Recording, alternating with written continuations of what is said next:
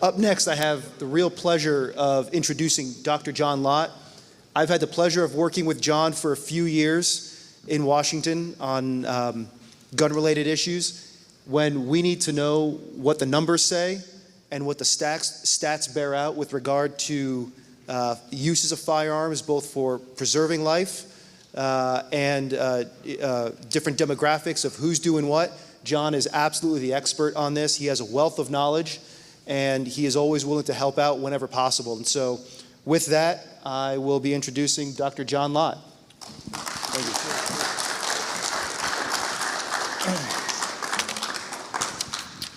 Well, I appreciate you all being here. So let's see. Does this work? Oh, there it is. Let me see if I can move it back. There we go. All right. So just so you know, all the data and everything that I'm going to be talking about is at our website at crimeresearch.org. I don't know, how many people are on our email list? Okay. Keep your hands up if you think it's valuable. Okay, all right. Well, I hope the rest of you sign up. You know, we put a lot of time into getting this type of data together, but it doesn't do us any good if you guys aren't educated about this to go and talk to other people and share it. So you can go to our website at crimeresearch.org. So I want to talk about something that's kind of been in the news a lot recently, and that is kind of the claim that crime rates are falling. And the Democrats and the media kind of phrase this in terms of, look, we've been having all these illegals coming into the country, but crime's falling, so they can't be causing it. And all the other policies like district attorneys refusing to prosecute violent criminals and other things haven't been done also. So I just thought I'd give you a few statements from people. One second.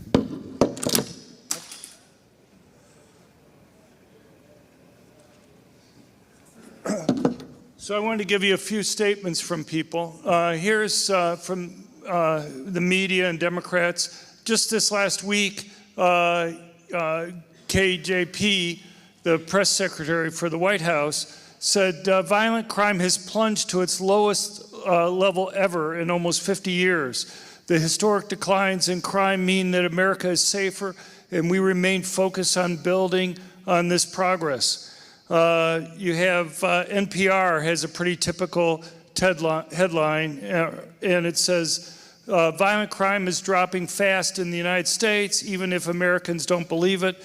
And then this last comment from Transportation Secretary Pete Buttigieg, quote, if you look this up at home, you will know that crime went down under Biden and went up under Trump. So you'll see these types of statements constantly in the press, and they're simply false. And the thing you have to realize is that there are two main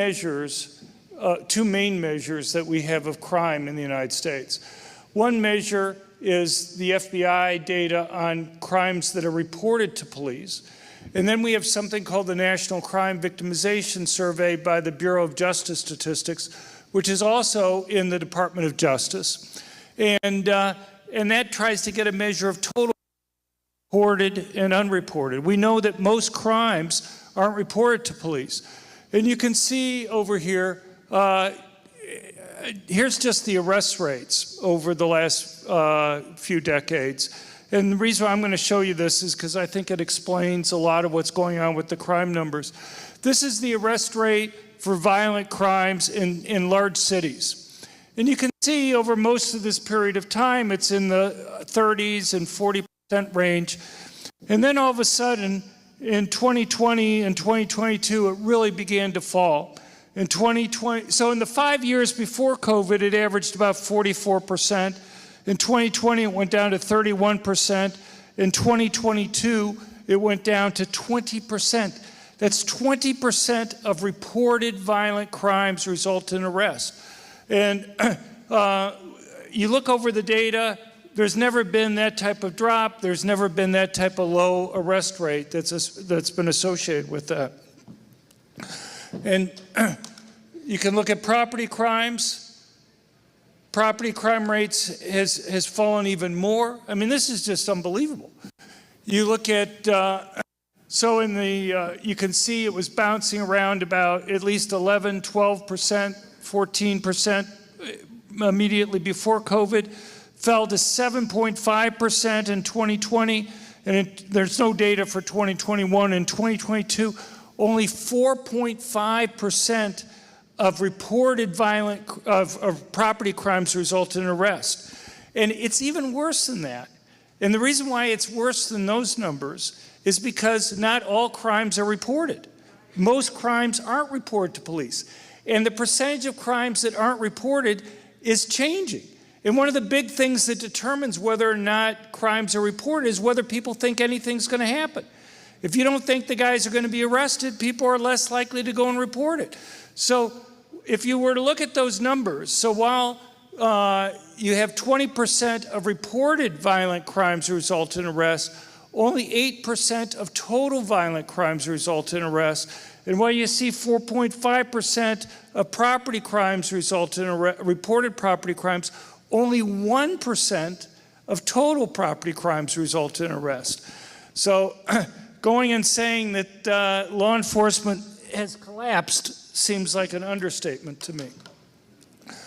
So anyway, this kind of shows you the difference in the changes between the FBI data on reported and the National Crime Victimization data on total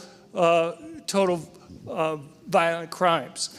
And you can see the FBI data, and this is what they're referring to in 2020. If you compare 2020 to 2022, it's gone down a little bit in terms of these burnt orange lines from about 385 per 100,000 to 396. But look what's happened to the total violent crime rate. Now, these are in different units. The burnt orange is per 100,000, and the blue is per 15,000. If I didn't do that, the blue would be much, much higher because, as I say, most crimes aren't reported to police. But look at this. It's gone up 43% from the last year of the Trump administration to the last year that we have data under Biden. Okay, that's a huge change. For all the data that we've had, there's never been such a large increase in violent crime. And so basically what happens, if you look during the Trump administration, violent crime, according to the total crime, fell by about 17%. And then under Biden, it's gone up 43%. You know, but you listen to the media, and they say people don't know what's going on there. And so you can see the difference. And, you know, if I were to go and ask people, would you rather look at just reported crimes to the police, or would you rather look at total crimes? What do you think matters most? You would think most people say, well, of course, I want to look at total crimes rather than reported crimes. Only about 40% of violent crimes are reported to police, and about 30% of property crimes are reported to police.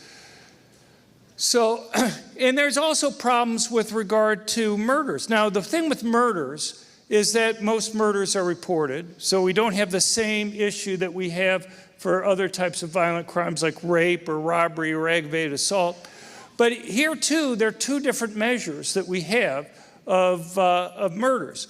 One is from the FBI, so this is the burnt orange again, and then we have the Centers for Disease Control, homicides minus essentially legally justified homicides.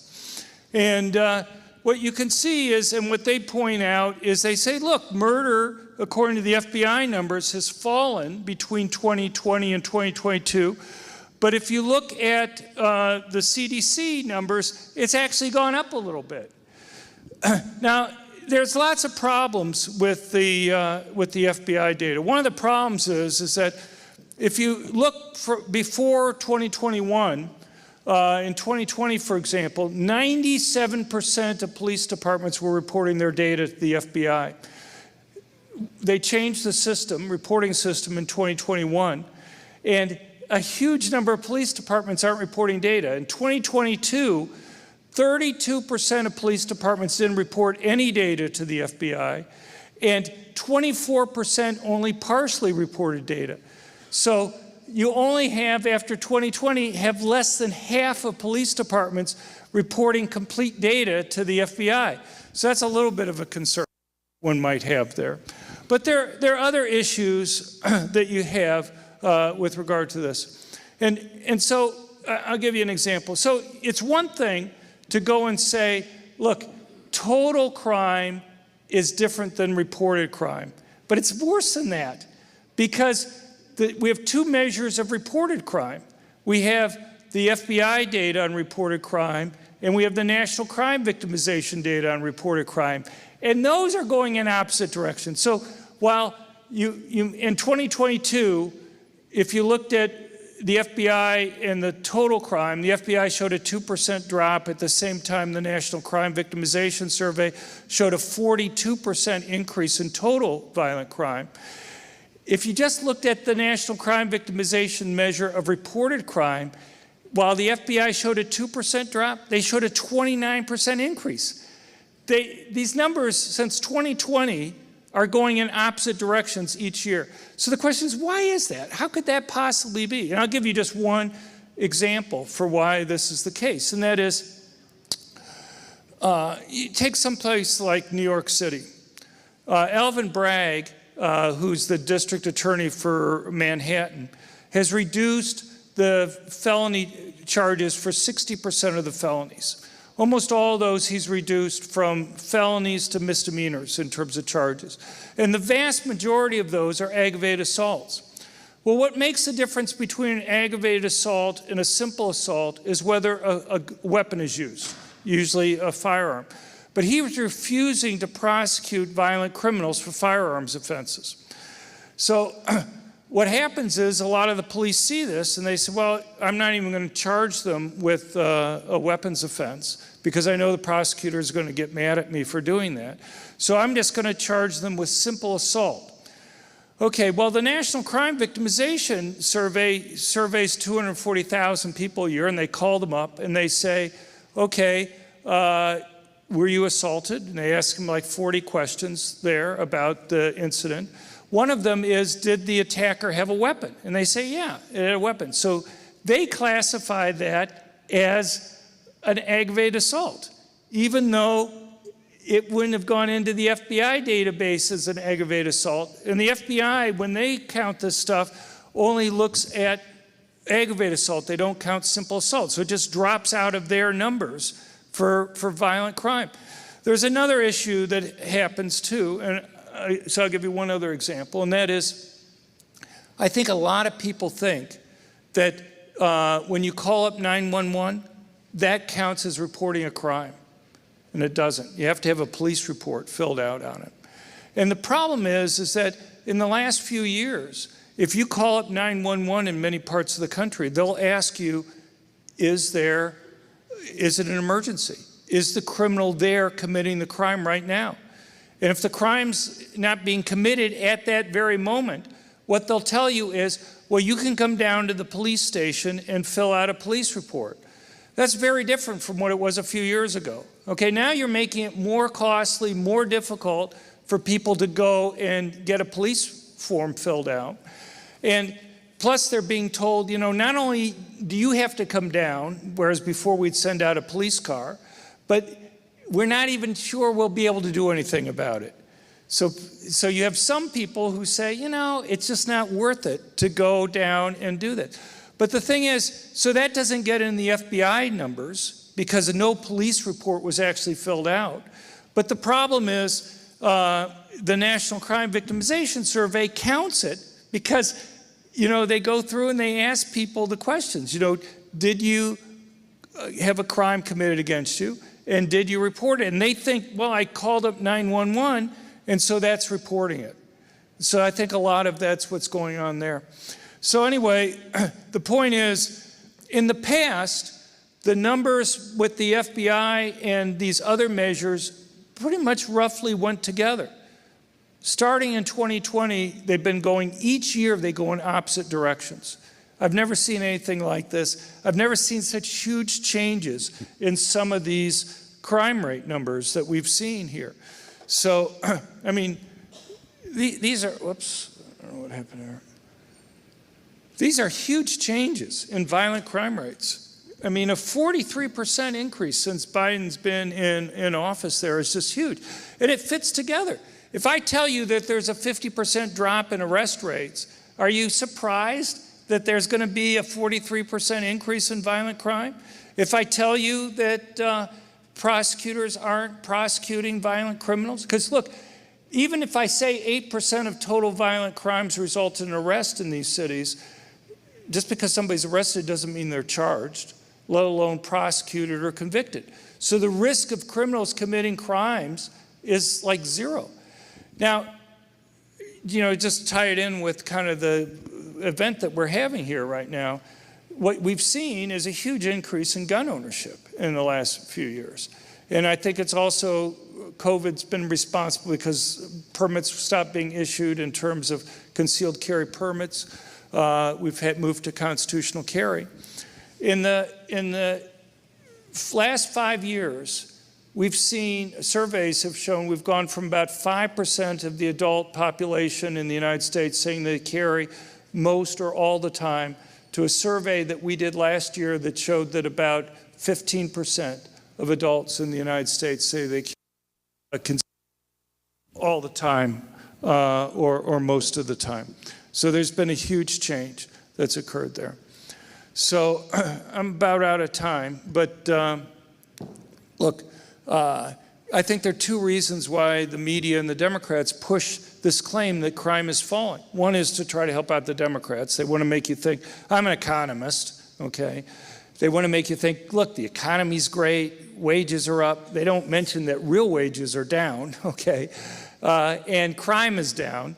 So they want to convince you that things are great, so you'll vote for the Democrats. And the other thing I think with regard to crime, and you see this in statements by Pete Buttigieg and Tim Walz and others, is they say, you know, Republicans want to blame crime on illegal aliens. And they say, but that can't be because we've had all these people coming in and crime is down. And you know, I think you look at these numbers and it's pretty clear that the opposite is happening on these things. Now, just one last thing. Again, we try to put together all this data here, but it doesn't do us any good if you guys don't get it. So I really would appreciate it if you sign up. It's free, doesn't cost you anything. We send out an email once every 2 weeks, but it's at crimeresearch.org, crimeresearch.org. So I greatly appreciate your time, and thank you for coming. Oh, by the way, I have a book signing at the G.O.A.L.S office or booth at 3 o'clock. A book signing if you want to go. 4:45. No? Just a quick amendment on that. John will be at the booth at 4:45. 3 o'clock. 3 o'clock. Yes. Okay. You made a mistake. 3 o'clock it is. And just a quick story about John, having worked with him in D.C. for a bit. When he comes to meet with congressional offices about these numbers, they have no response. He's like a nuclear bomb that gets launched, and he's one of the great assets that we have. And so any information he has on his website, you all should be checking out constantly. You will basically never lose an argument with anybody, and there's tons of great stuff on there. Strongly recommend it. So thank you very much, John. Well, he's great. He's helped introduce me to all sorts of people in D.C., so I appreciate that over time. Thank you very much.